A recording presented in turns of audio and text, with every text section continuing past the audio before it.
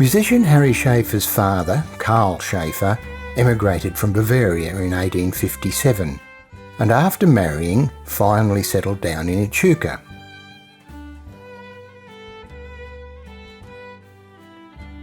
Heinrich, or Harry as he was better known, was the last of the 8 children that Carl and his wife Anna had, and was born on the 7th of November 1876 at Echuca.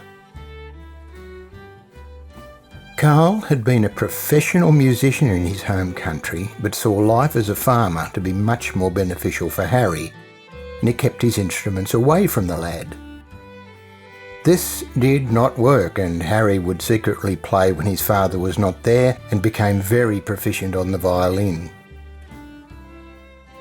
As with all of the German settlers of that era, the family worked hard, and Harry, after travelling a bit, finally settled as a farmer in the Parks area.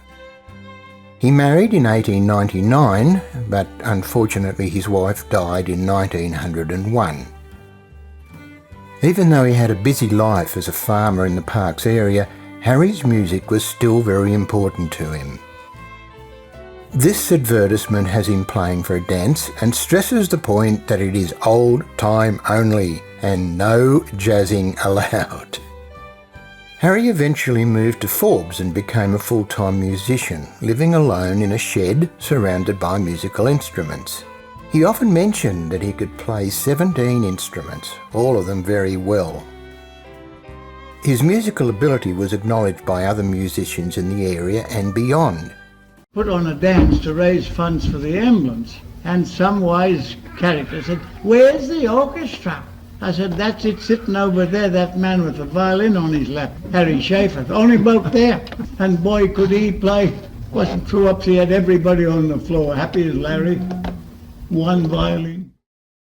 Many German families were in the Forbes area and they all had strong connections. Many were Harry's relations and he spent a lot of time with them. Most of them could also play an instrument and they often got together for a party. Harry's niece, the late Biddy McClenahan, née Schaefer, gave us a lovely description of the Christmases they would spend together. Sometimes be 30 there for tea, and after everything was done, about 7:30, Mum and Uncle Harry would go and start playing music and we'd start dancing. We danced till 5 o'clock in the morning. This was your Christmas? That was our Christmas. I always said if I had one wish, that's what I'd wish for again, to have just the same as that.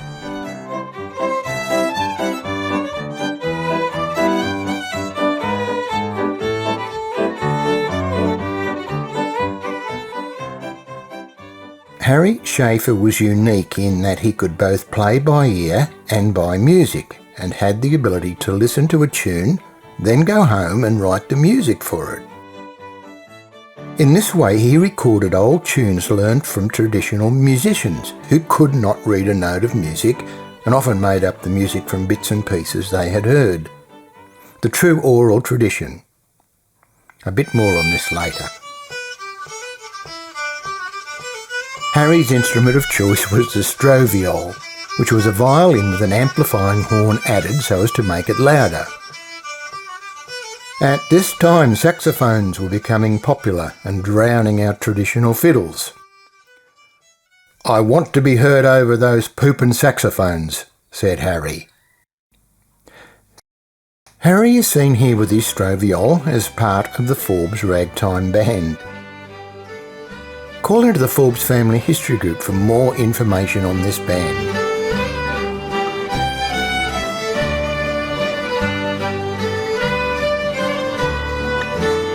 Now back to Harry's ability to hear a tune and then write it down, an amazing talent. In the mid-1990s I was talking with a friend who owned a second-hand shop in Forbes. They mentioned 10 old music books of Harry Schaefer's that had handwritten music in them.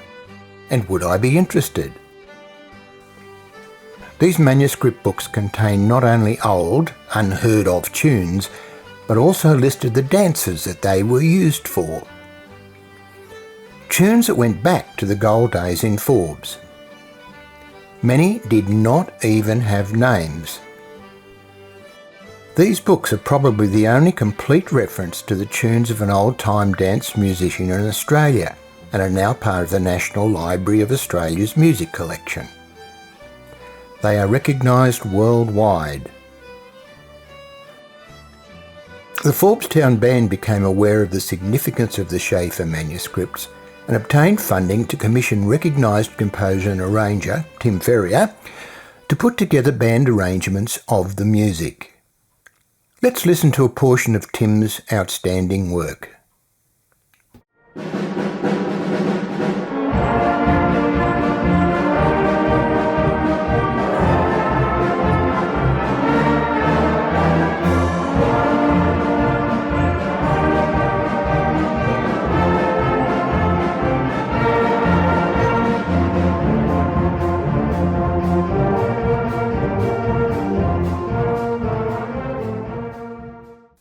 Thanks, Harry, for preserving the dance music of Australia.